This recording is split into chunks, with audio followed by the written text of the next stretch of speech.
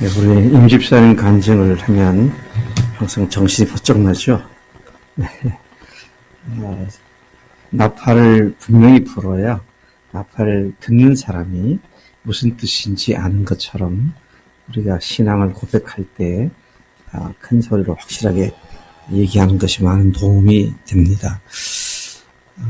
복음은 5가지 요소로 요약이 될 수 있죠. 그래서 우리는 죄가 뭔지, 또 그 죄를 위한 십자가가 어떤 의미인지, 또 그분이 십자가에 죽으신 하나님이심을 믿을 수 있는 부활에 대해서, 그리고 그렇게 마련해 주신 구원의 초청에 응답해서 회개하는 것, 그리고 마지막 영접을 하는 이 5가지 요소로 복음을 요약할 수가 있고, 또 우리는 지금까지 반복해서 이 복음을 5가지들 하나씩 계속해서 살펴왔습니다. 그래서 이 5가지 요소를 그냥 짧은 한 문장으로 쭉 이어서 설명한다면, 복음은 스스로 하나님 자리에까지 올라간, 교만해진 자신의 삶의 주관자가 되어버린, 바로 그 죄를 용서하기 위하여 친히 세상에 오셔서 우리의 죄를 위해 십자가에 죽으심으로써 단번에 모든 죄를 완전히 영원히 사해 주셨습니다. 그리고 그것을 부활로 그것이 사심을 확증해 주셨죠. 그렇게 마련된 십자가 부활의 은혜를 믿고 예수님을 자신의 자기가 주인 된 죄를 회개하고, 예수님 믿지 않던 죄를 회개하고, 예수님을 주님으로, 하나님으로 마음속에 모셔드리는 자들은 영원한 생명을 얻는다. 자, 이것이 이제 복음 메시지의 핵심적인 줄거리이죠. 자, 지난 2주간에 걸쳐서 박용훈 선교사님과 또 제가 회개에 대해서 집중적으로 조명을 했었습니다.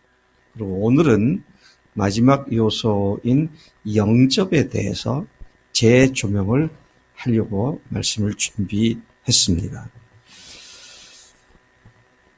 영접한다는 것, 내가 주인 되었던 그 자리에, 그 마음 중심에 내가 회개하고 내려앉고, 이제는 예수님을 주인으로, 하나님으로 모셔드리는 것이 영접으로, 그렇게 우리가 이해하고 믿고 가르치고 강조해 왔습니다.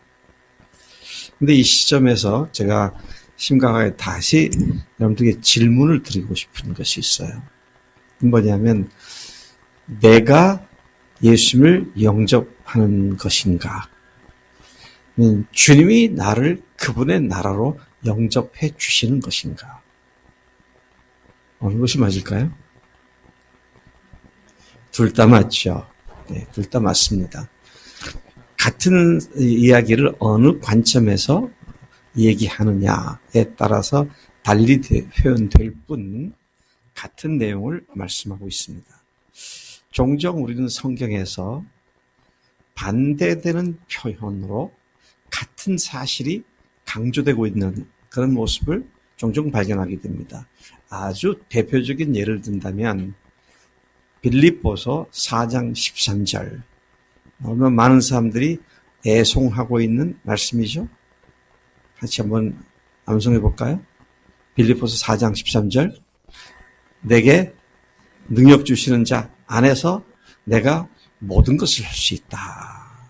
그래서 그 말씀에 보면 뒤에 보니까 내가 모든 것을 할 수 있다, 그렇게 되어 있죠. 주님의 능력 안에서 모든 걸 할 수 있다. 근데 정반대 말씀이 나옵니다. 그것이 요한복음 15장 5절에 나옵니다. 나는 포도나무요, 너희는 가지니 저가 내 안에, 내가 저 안에 있으면 이 사람은 과실을 많이 맺나니 나를 떠나서는 너희가 아무것도 할 수 없습니다. 아까 말씀은 모든 것을 할 수 있다. 근데 오늘 조금 전에 말씀드린 요한복음 15장 5절은 나를 떠나서 너희가 아무것도 할 수 없다. 정반대 말씀을 하고 있는 것 같지만 본질은 같습니까? 다릅니까? 같은 예시죠. 어떤 각도에서 얘기를 했느냐 그 차이일 뿐. 그래서 종종 그 전혀 반대되는 표현으로 나오기도 하지만 그 본질의 핵심은 주님 안에서는 우리가 모든 걸 할 수 있다. 근데 주님 밖에서는 아무것도 할 수 없다. 이런 말씀을 하고 있는 것입니다. 이와 비슷한 표현이 또 나오는데 그게 오늘 읽은 본문 말씀이 나옵니다. 15장에서 나오는 본문 말씀인데요. 15장 14절 15절에 보면 너희가 나의 명하는 대로 행하면 곧 나의 친구라. 이제부터는 너희를 종이라 하지 아니하리니 종은 주인이 하는 것을 알지 못함이라. 너희를 친구라 하였노니 내가 내 아버지께 들은 것을 다 너에게 알게 하였음이라. 그 말씀입니다. 왜 이것이 그렇게 표현이 다른가? 뭐가 문제인가? 여러분, 이미 우리는 예수님과 우리가 하나님과 주종 관계임을 알고 있습니다. 그래서 우리는 예수님을 나의 주님이십니다. 그렇게 말을 하죠. 주인을 친구라고 말할 수 있나요? 그건 어려운 얘기입니다. 주인을 감히 친구라고 말하다니. 그런가 하면 또 예수님을 영접한 사람들은 하나님의 자녀가 되는 권세를 주셨다. 그러니까 하나님과 자녀 관계인데, 근데 그 관계를 우리가 친구 관계다. 이렇게 말하니까 이게 선뜻 이게 조금은 뭐가 이렇게 맞지 않는 것 같은 그런 생각을 하게 되기도 합니다.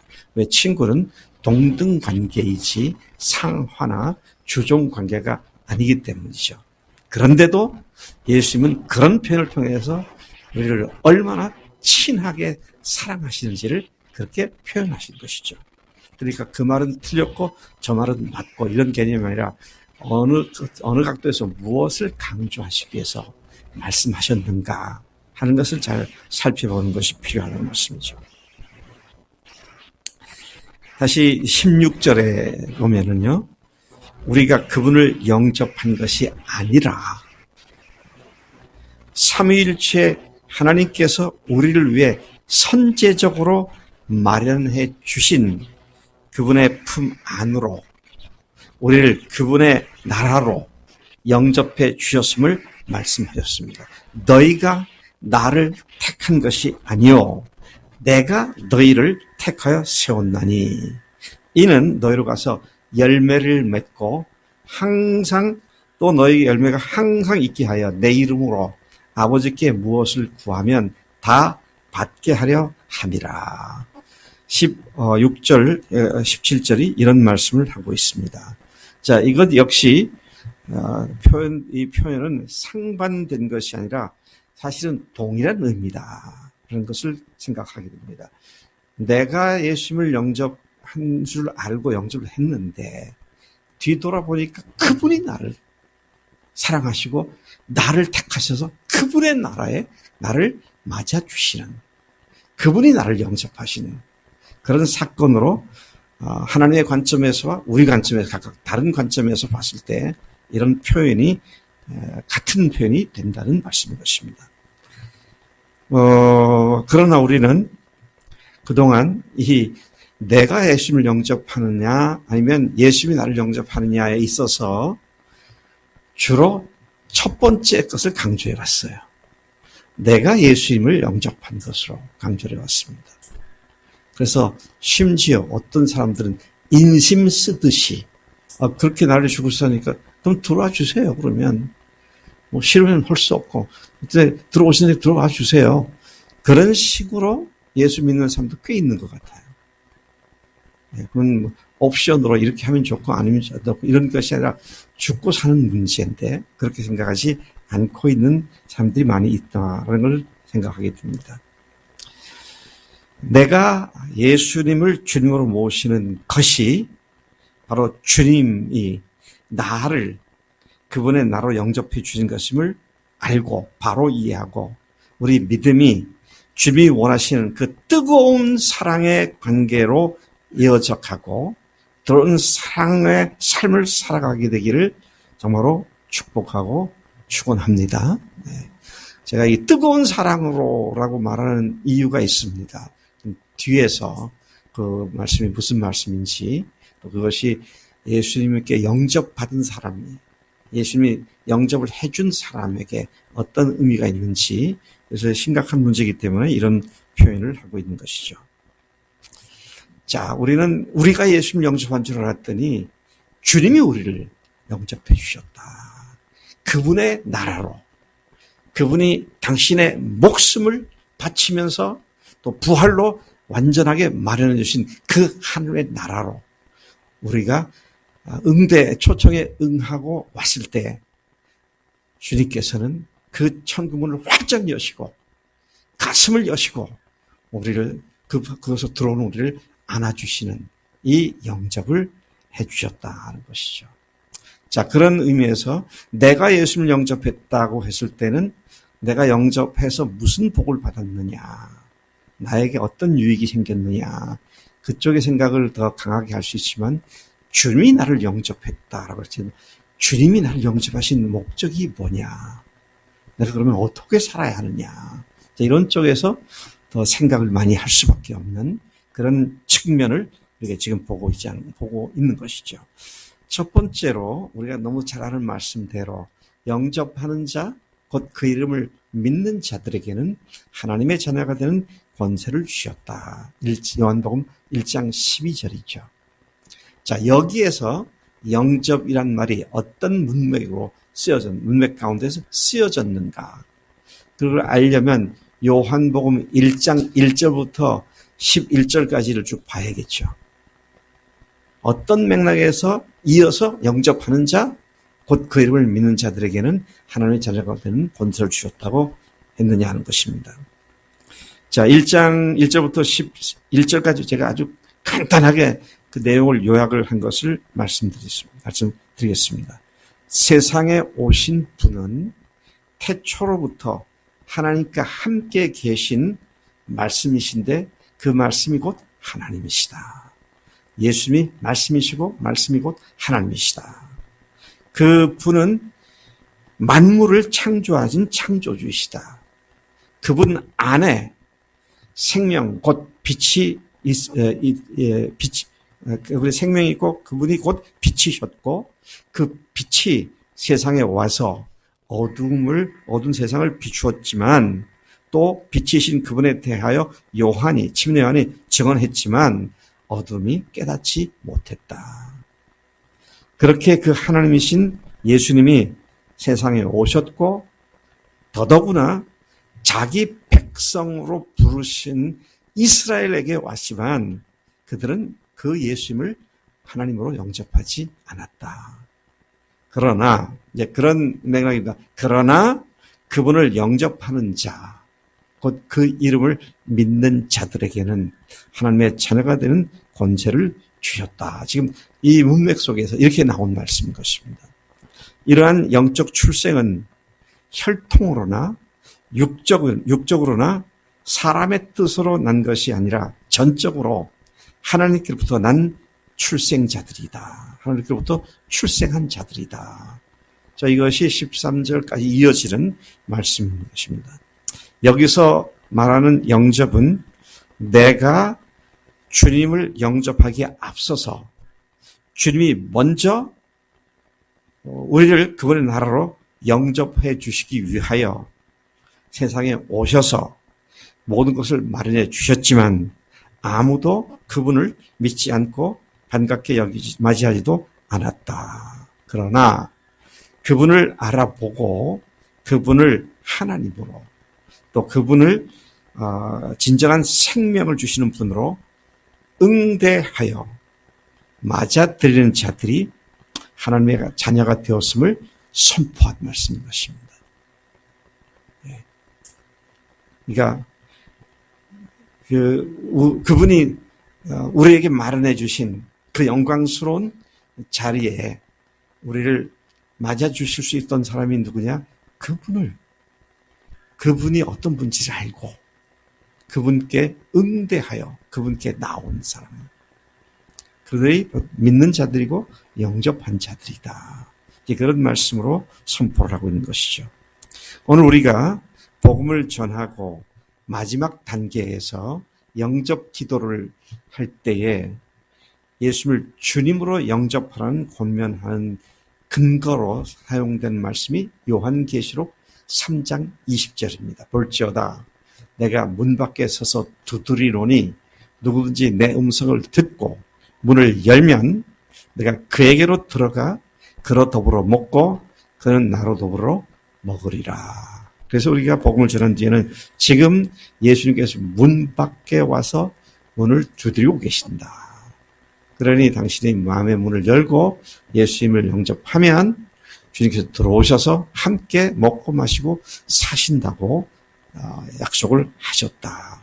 자, 이렇게 우리가 소개를 하죠. 그게 잘못됐다는 얘기는 아닙니다. 그러나 이제 문장의 의미 속에서 다시 좀 생각해 볼 필요가 있다는 것이죠. 이 말씀은 소아시아 7교회 중에 한 교회인 라오디게아 교회에 쓴 편지입니다. 라오디게아 교회를 향해서 하신 하나님의 말씀입니다. 제가 라오디게아를 가보았어요. 여기 빌립보도 있고 그 옆에 또 에베소도 있고 그 다음에 히에라폴리스라고 하는 곳도 있고. 그런데 이 라오디게아 사람들이 마시는 물이 온천수입니다. 근데 거기서 나는 물이 아니고 제가 기억하기로는 에베소 쪽으로 기억하는데요. 거기에서 나오는 온천수를 수로를 만들어 가지고 수로라고 해야 돌멩이로 쭉 수로를 만든 거죠. 그래서 라오디게아까지 그 물을 끌어왔습니다.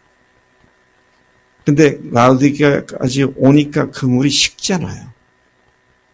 식어서 그 물을 마시면 뜨겁지도 않고 차지도 않고 미적지근한 그런 역한 맛을 내는 그런 물이 되고 말았다. 이건 지리적으로 이제 그런 상황이었습니다. 근데 이 요한계시록 3장에서 라오디게아 교회에 대한 주님의 책망이 뭔지를 아십니까? 주님이 책망하시기를 차지도 않고 뜨겁지도 않고 미지근해서 내가 너를 토해버릴 것이다. 그런 말씀을 하고 있는 교회인 것이죠. 이 교회는 어떤 상태였느냐. 완전히 자기 착각에 빠져있던 교회였습니다. 자, 17절에 보니까 뭐라고 스스로를 얘기하면 나는 부자다.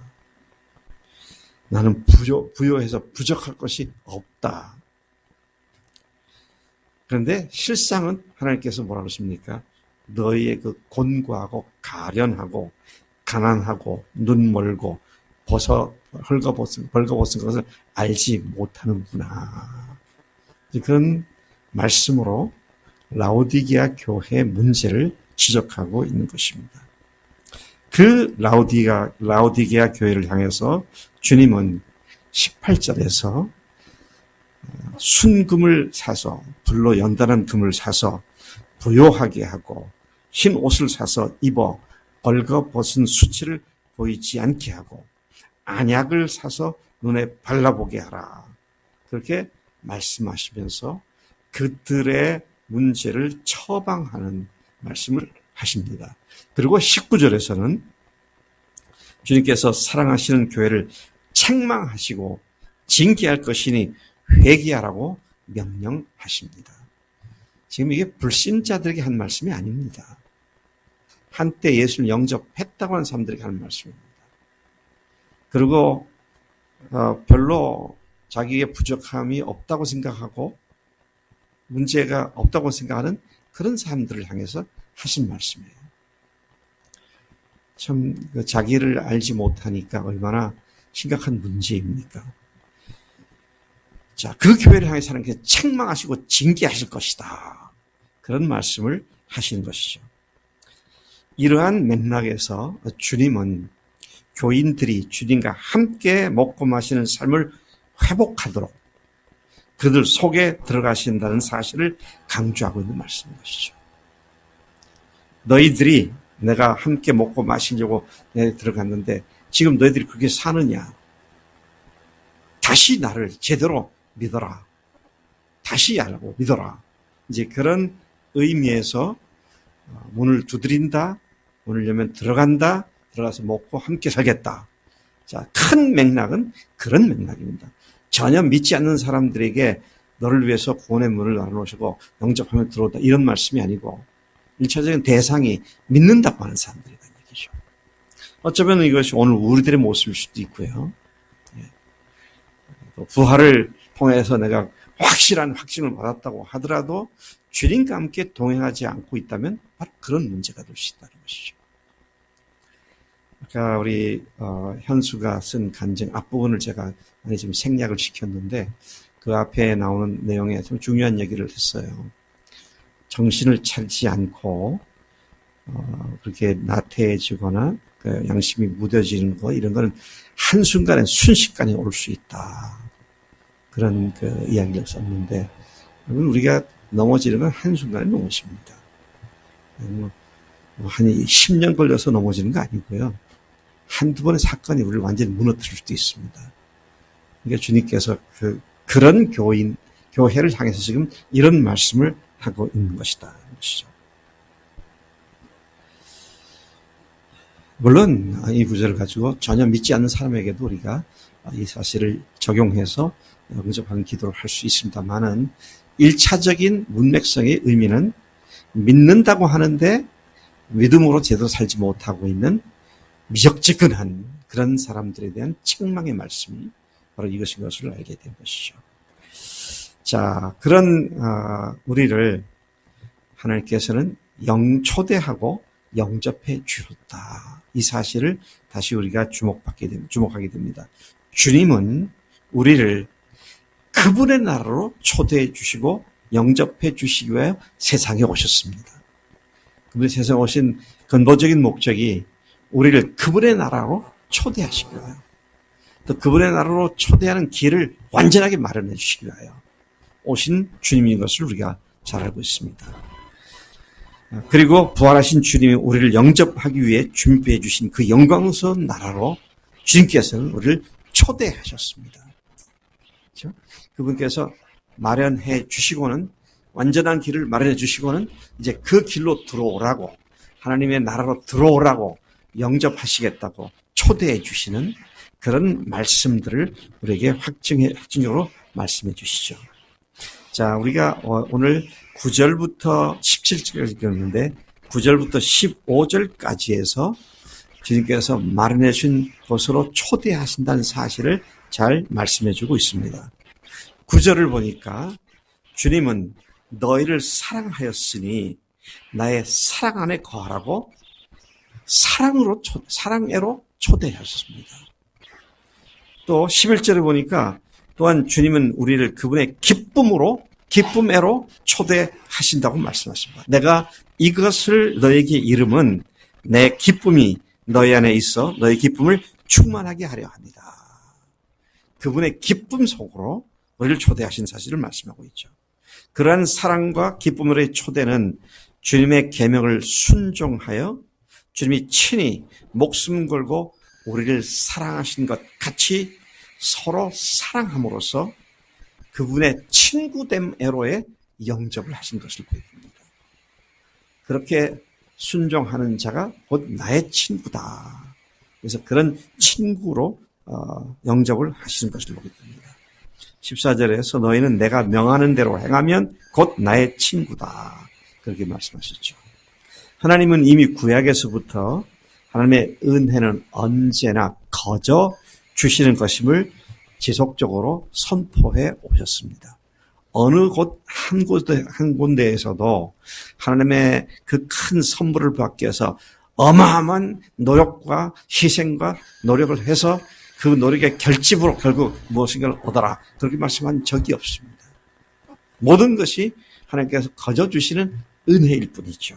자, 그래서 이 하나님의 초청, 구약에서 나오는 하나님의 초대의 말씀에 아주 극적으로 잘 소개하고 있는 것이 이사야 55장 1절 말씀이죠. 여러분도 잘 아는 말씀이죠.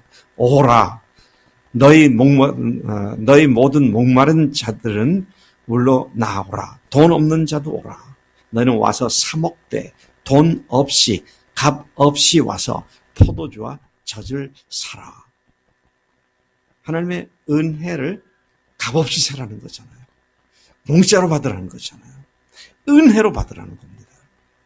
그러면 하나님의 은혜는 항상 우리에게 어떤 대가를 요구하지 않고 그냥 주시는 것이 하나님의 은혜임을 우리가 다시는 보게 되는 것이죠. 자, 요한복음 7장 37절, 38절에서도 이런 말씀은 다시 반복됩니다. 예수님께서 직접 하신 말씀인데요. 명절 끝날 곧 큰 날에 예수께서 서서 외쳐 이르시되 누구든지 목마르거든 내게로 와서 마시라. 나를 믿는 자는 성경의 이름과 같이 그 배에서 생수의 강이 흘러나오리라 하시니라. 결코 어떤 것에 있어도 갈증을 유발시키지 않는 온전한 생수, 그 배에서 생수의 강이 흘러난다. 는 믿는 자들이 받을 성령을 가리킵니다. 그래서 주님께서는 완전한 충분한 그 만족을 주는 은혜 가운데로 우리를 이렇게 초대하고 계신 것을 보게 됩니다.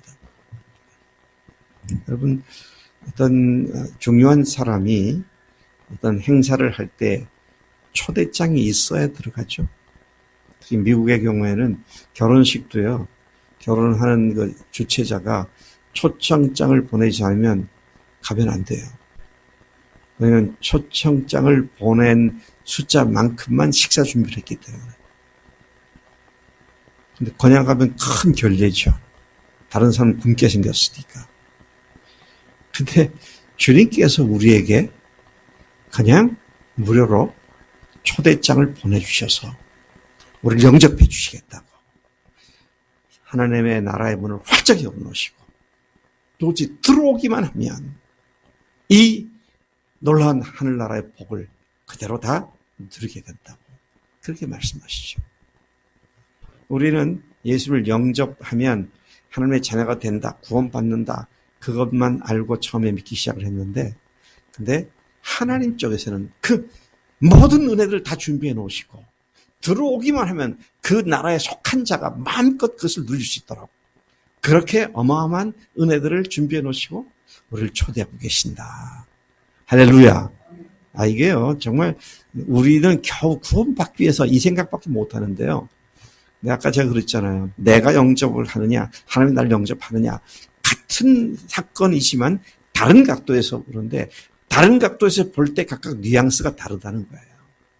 내가 영접한다 그러면 내가 하나님께 은혜를 받고 구원받고 용서받고 이거 얻기 위해서 하는 것처럼 돼버리는데 하나님께서 마련하시고 우리를 영접하실 때에는 그냥 들어가기만 하면 모든 것이 다 내 것이 되는 이 어마어마한 복을 우리가 생각할 수가 있게 된다. 자, 그런 의미에서 우리는 들어가기만 하면 주님의 초대에 응하여 주님께서 우리를 영접해 주시기만 하면 우리는 그것으로 팔자가 고쳐진 사람이고요.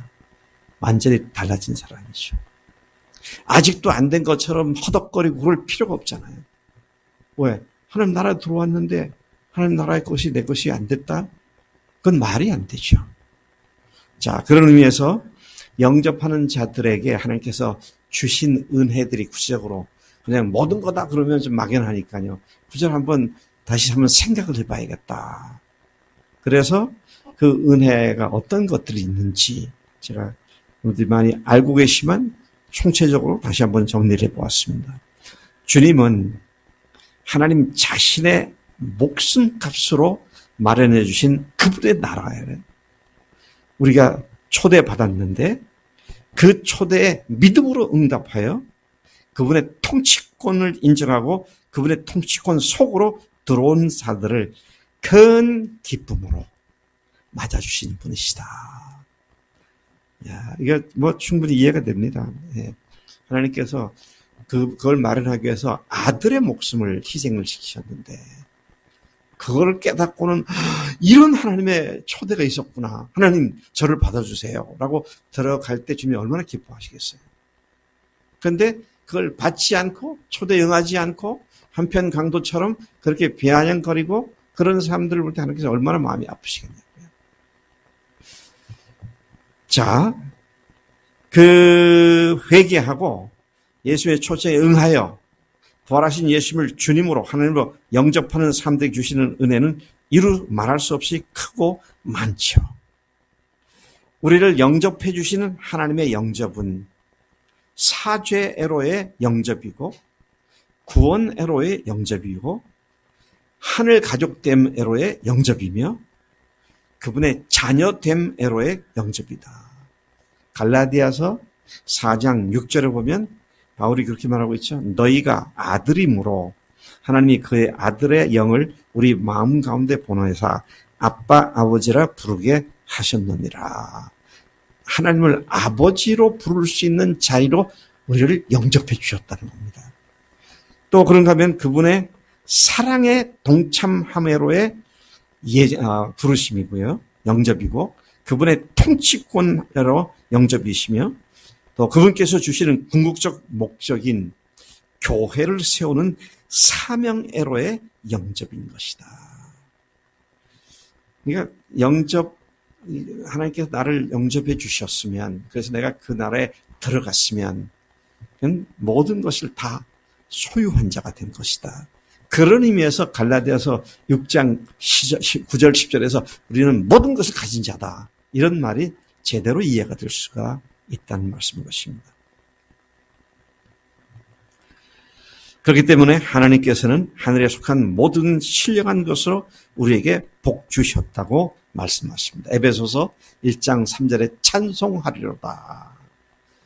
하나님 곧 우리 주 예수 그리스도의 아버지께서 그리스도 안에서 하늘에 속한 모든 신령한 것으로 우리에게 복 주셨다.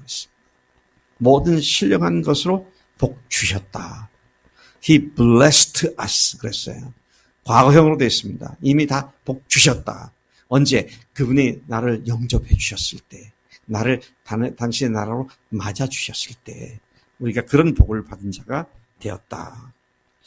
또 거기서 한 걸음 더 나가서 주님께서 영접해 주신 자들은 모두 하늘에 앉혀진 은혜를 받은 자들이 되었다. 에베소서 아까 1장 3절을 말했죠. 2장 5절 6절을 보면 허물로 죽은 우리를 그리스도와 함께 살리셨고 너희는 은혜로 말미암아 구원을 받은 것이라. 또 함께 일으키사 그리스도 예수 안에서 함께 하늘에 앉히셨으니 He seated us. 우리를 앉혀놓으셨다. 그렇게 말씀하시죠. 그래서 어떻습니까? 하나님께 영접되어진 자들은 한 사람도 예외 없이 하늘에 앉힌 자가 되어서 우리의 소속 자체가 이 땅이 아니라 하늘에 속한 자들이 되었다. 하늘의 사람들이 되었다. 그런 말씀을 하고 있는 것이죠. 주님께서 그분의 통치하신 나라에 영접해 주신 그리스도인들에게 모든 것을 은혜로 주셨기 때문에 사도 바울과 같이 당당하게 선언할 수가 있는 것입니다. 어떻게 해요? 고린도후서 6장 8절부터 10절까지입니다. 우리는 속이는 자 같으나 참되고 무명한 자 같으나 유명한 자요. 죽은 자 같으나 보라 우리가 살아있고 징계를 받는 자 같으나 죽임을 당하지 아니하고 근심하는 자 같으나 항상 기뻐하고 가난한 자 같으나 많은 사람 부여하게 하고 아무것도 없는 자 같으나 모든 것을 가진 자로다. 아멘. 이게 믿음으로 선포될 수 있다는 게 이게 얼마나 어마어마한 축복인지 이를 알 수 없죠.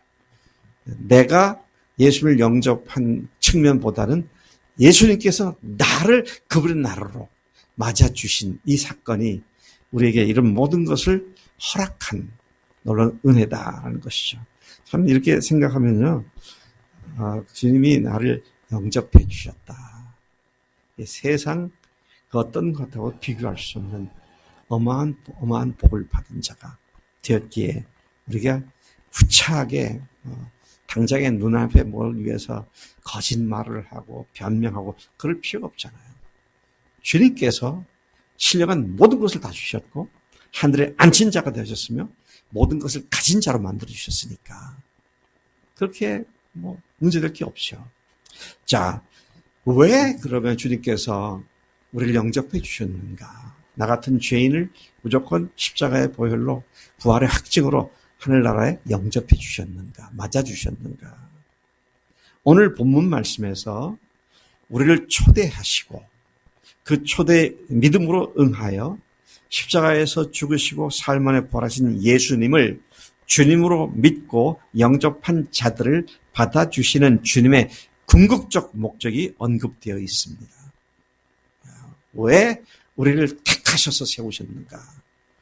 16절, 17절을 우리가 다시 한번 한 목소리를 같이 읽어보시겠습니다. 요한복음 15장 16, 17절입니다.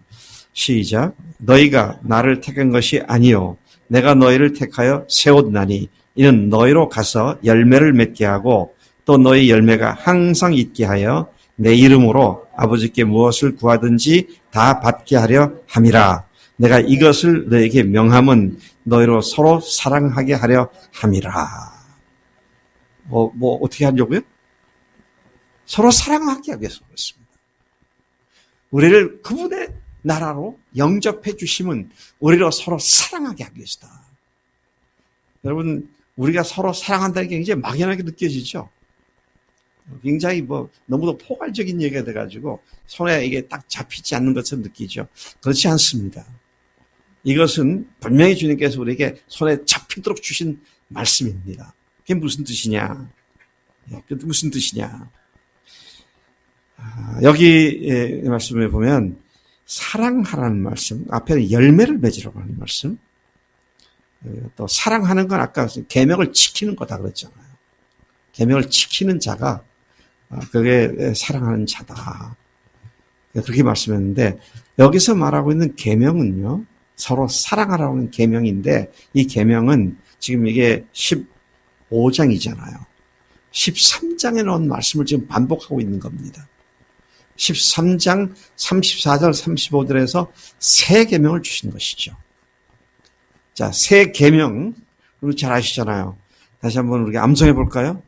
새 계명을 너에게 주노니 너희는 서로 사랑하라. 내가 너희를 사랑한 것 같이 너희도 서로 사랑하라. 너희가 서로 사랑하면 이로써 모든 사람이 너희가 내 제자인 줄 알리라. 그러니까 그 지상 명령이 어떻게 하라는 거죠? 서로 사랑하는데 예수님이 우리를 사랑하신 그런 사랑으로 사랑하는 거잖아요. 어디에서? 서로 사랑하라 그랬잖아요. 믿는 사람끼리 사랑하는 겁니다. 그 믿는 사람끼리 서로 사랑하는 장소가 어디예요? 교회 공동체예요. 하나님께서 예수님께서 우리를 그분의 나라로 영접해 주신 이유가 마지막 순간 떠나시기 직전에 주신 이 새 계명을 지킴으로써 사랑 공동체로서의 교회를 세우는 일을 너희들이 하게 될 것이다. 지금 이 말씀을 하고 있는 겁니다. 그러니까 교회라고 하는 것이 그냥 서로 젠틀하고 나이스하게 Ladies and gentlemen, 신사숙녀 여러분 잘 지내시고 참 좋게 잘 사십시오. 그런 게 아니라 형제 자매들의 괴로움과 아픔을 내가 걸머치기도 하고요. 그의 어려움이 내 어려움이기도 하고 그래서 서로 짐을 져주고 그런 사랑은 세상에서 볼 수 없는 사랑이죠. 근데 교회가요, 그런 의미에서는 세상과 완전히 구분되는 곳이죠. 세상에서는 그래도 사람들이 뭔가 도와주고 이렇게 협동하고 하는 거를 하기 위해서 나름대로 무슨 협동조합도 만들고 좀 친하게 지내기 위해서 친목계도 만들고 그러잖아요. 친목교원들 보면 순전하게 친목을 위해서 만든 그런 그 모임 보면 한 달에 한 번이나 두 번 모여서 거창하게 음식을 차리고 악작지껄하게 놀고 마시고 먹고 그러고 헤어지잖아요. 그 정도만 해도, 우리 친목계는 너무 좋아. 그렇게 말할 거예요. 근데 교회가 친목계만도 못하는 경우가 많이 있더라고. 네. 사람들이 사는 곳은 항상 문제가 있습니다. 사람들이 사는 건 문제가 있고, 누구든지 그 문제를 노출시킬 수 있고요. 근데 그걸 내 아픔으로 알고 끝까지 그걸 걸머쥐고 가는 그런 곳이 교회죠. 그래서 여러분, 다른 사람들이 내 눈에 안 찬다고 그거 얘기하면 해결되는 건 아무것도 없어요. 오히려 그를 위해서 기도해주고, 또 정말 필요하면 다가가서 당신 이런 문제는 내가 옆에서 올 때는 아닌 것 같은데 주님 앞에 좀 기도 좀 해보라고. 그렇게 권할 수도 있고. 그래서 나이스하고 젠틀해서만은 안 된다. 근데 또 이것도요, 잘해야 돼요. 그것을 받을 만한 관계가 형성된 뒤에 해야지. 예를 들어 성희자매가 누굴 예를 들까? 뒤에는 수키자매 보고, 수키자매 왜 이렇게 해? 내가 볼 때 이거 틀린 것 같은데? 그러면 수키자매가 박성희 자매 잘 알지도 못하는데, 쥐가 뭐라고? 나를 얼마나 안다고? 그렇게 나올 수가 있잖아요. 수키자매는 안 그럴 거라고 믿지만, 뭘 안 그래, 그렇지. 그게 뭐 인지상정이에요. 누구나 다 그렇습니다. 그런데 무슨 말을 해도 오해하지 않고 사랑 때문에 저러는구나. 이런 관계가 먼저 형성돼야 그 다음에 또 가능해지는 거죠. 근데 그런 관계라고 하는 건 서로 주님의 눈으로 바라볼 때 그게 형성되는 거니까. 그래서 우리가 우리 교회의 토양을 다시 만들고 또 그것을 갈고 닦고 이제 그렇게 하는 것이고요. 그래서 저는 교회에서 교인들 간에 문제가 발생을 하면 큰일 났다, 이 위기다라고 생각하지 않고 속으로는 이 일을 통해서 하나님께서 저 사람들을 어떻게 변화시킬까. 노출시킨 분이 주님이시니까, 해결하실 분도 주님이시니까. 그래서 제가 언젠가 몇 번 그 얘기했는데, 교회에 싸우는 것도 없고 참 사람들이 젠틀하게 나이스하게만 대하는 교회는 둘 중에 하나입니다. 정말 성숙한 그리스도인들이거나 아니면 완전 위선자들만 모여있거나. 근데 10중8구 후자일 가능성이 지극히 높죠. 근데 그것을 어떻게 믿음으로 승화시키고 극복시키느냐. 이것이 교회가 얼마나 성숙한 교회가 되느냐. 이것을 좌우하게 된다라는 것이죠. 주님께서는 우리를 영접하신 이유가 단순히 구원하시기 위해서 구원으로 끝나려고 하신 것이 아니라 항상 새 계명대로 사랑 공동체인 교회를 이루는 것이다. 교회를 세우고 완성시키는 것이 주님의 목적이다. 주님은 우리를 하나님의 교회를 세우는 사명자로 부르셨고 그 사명을 온전히 완수할 것을 기대하시고 우리를 부르셨다는 것입니다. 하나님의 값 없는 초대는 창세 전부터 하나님께서 그 마음에 품으셨던 교회를 세우는 하나님의 궁극적 목적애로의 영접인 것이다. 그래서 우리가 이 세상에 살면서 그 어떤 것도 이 영원한 궁극적 목적을 대신할 것은 아무것도 없습니다. 아침에 일부 예배 때 대웅 형제가 지난주에 제주도 홀로 이제 여행하고 와서 청주공항에서 청주공항역에서 기차를 기다리고 있었는데 거기에 서너 분의 노인들이 있었던 모양이에요.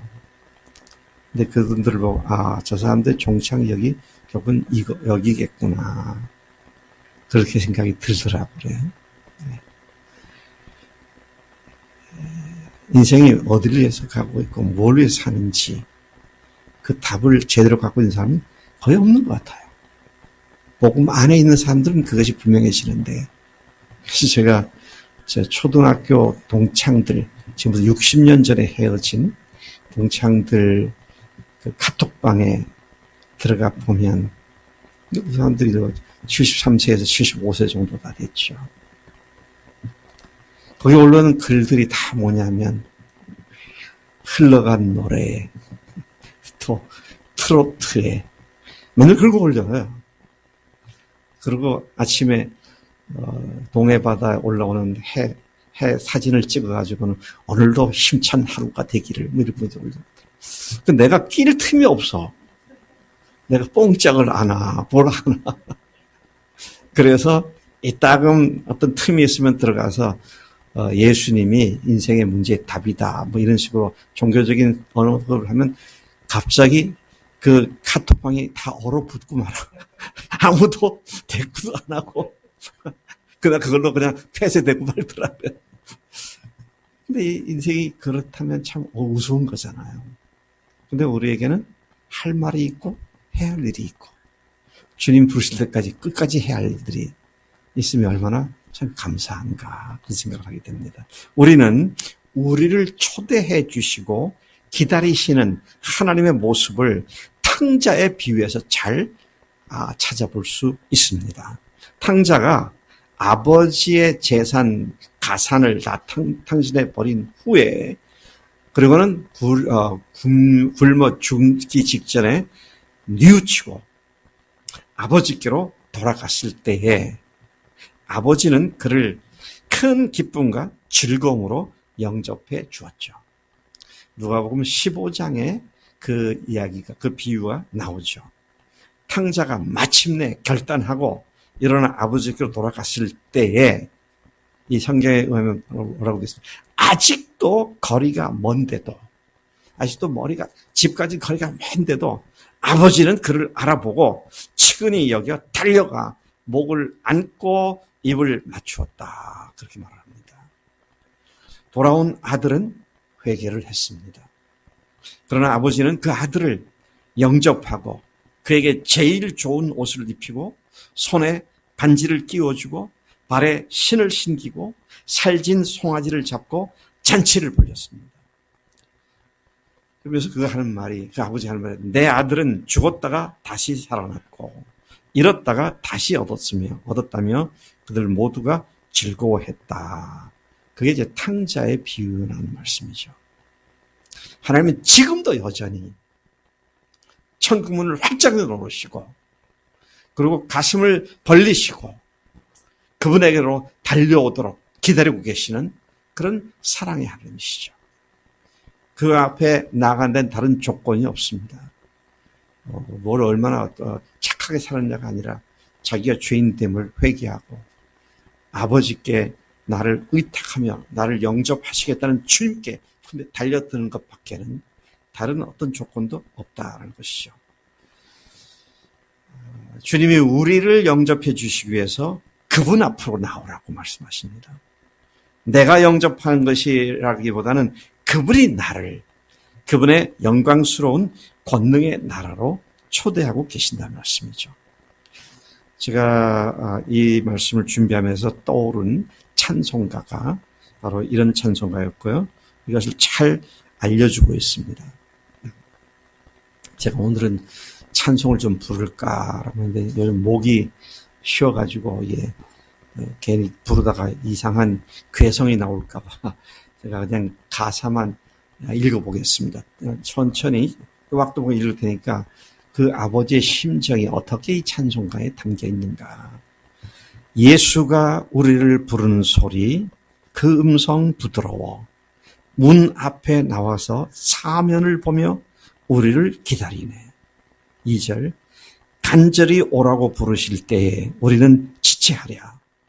주님의 은혜를 왜 아니 받고 못 들은 채 하려나. 4절, 우리를 위하여 예비해 두신 영원한 집이 있어 죄 많은 세상을 떠나게 될 때 영접해 주시겠네. 오라 오라 방황치 말고 오라. 죄 있는 자들아 이리로 오라. 주 예수 앞에 오라. 오라 오라 방황치 말고 오라. 죄 곁에 있는 자들아 이리로라. 주 예수 앞에 오라.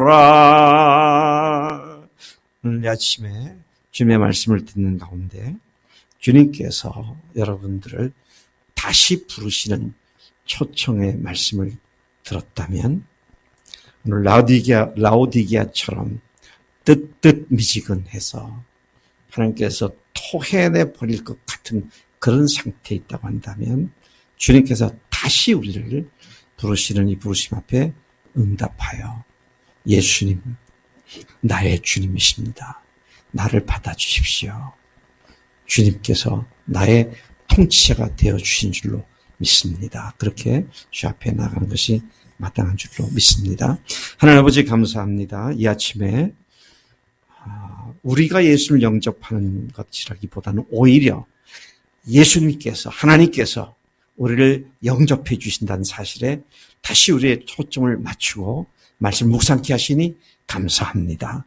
하나님, 이 시간 사랑하는 우리 믿음의 식구들 뜨뜻미지근한 상태에 있다면 주님 회개하고 주님이 영접한 그 가슴의 푼에 다시 온전하게 의탁하고 안길 수 있도록 주님 그들을 붙들어 주시고 인도해 주실 줄로 믿습니다. 아직도 이 하나님 나라에 발을 들여놓지 못하고 주님의 초청에 응답하지 못한 사람들이 있다면 하나님께서 그들을 부르실 때 돌아와 주님의 사랑의 품에 안기는 놀라운 축복이 있도록 역사해 주시기 빌고 원합니다. 시간 계속 묻습니다. 제 기도가 아직 마치지 않았는데 제 기도는 그 예수님의 초대 말씀에 응답하여 예수님이 나를 영접해 주시도록 의탁하는 기도로 마치게 될 것입니다. 여러분 혹시 라오디게아 교인과 같은 상태에서 뜨겁지도 차지도 그냥 미적지근한 상태에 있다면 주님께서 우리에게 다시 찾아오셔서 문을 두드리신다고 하셨는데 주님 제가 그 뜨거운 가운데로 다시 돌아가기를 원합니다. 주님의 나라에 받아주셔서 나로 주님을 뜨겁게 사랑하는 또 주님의 계명을 준행하는 주의 신실한 종이 되도록 종을 다시 받아 주옵소서. 이렇게 여러분 자신을 주 앞에 의탁하기를 원하는 분 계시면 손을 들으시면 제가 그분들과 함께 기도하겠습니다. 주님 저를 받아 주십시오. 저를 영접해 주십시오. 믿습니다. 주님 저의 미적지근한 것을 회개합니다. 나의 주님, 나의 하나님, 나의 생명이십니다. 나를 그렇게 영접해 주시니 감사합니다. 그런 마음의 기도가 되신 분 손 드시면 함께 같이 기도합니다. 네, 감사합니다. 감사합니다. 감사합니다. 하나님 아버지 감사합니다. 오늘 이 말씀을 듣고 성령님께서 하시는 음성으로 듣고 자신의 연약한 부분과 부족한 부분들을 우리를 영접하시겠다고 초청하신 주님 앞에서 다시 그것을 시인하고 손을 들고 주님의 품에 완전히 안기기를 소망하는 귀한 영혼들을 주님께서 보셨습니다. 그들의 손을 보셨고 그들의 마음을 보셨고 그분들의 심령을 보신 줄로 믿습니다. 초청하신 분에게 응답하였사오니 주님께서 그들을 받아주신 줄로 또한 믿습니다. 감사합니다. 이 주님과의 영접받은 존재로서 우리의 삶이 언제든지 주님을 기쁘시게 하는 그런 삶의 연속이 되도록 복 주시는 줄로 믿습니다. 감사하고 예수님의 이름으로 기도를 쌉나이다. 아멘.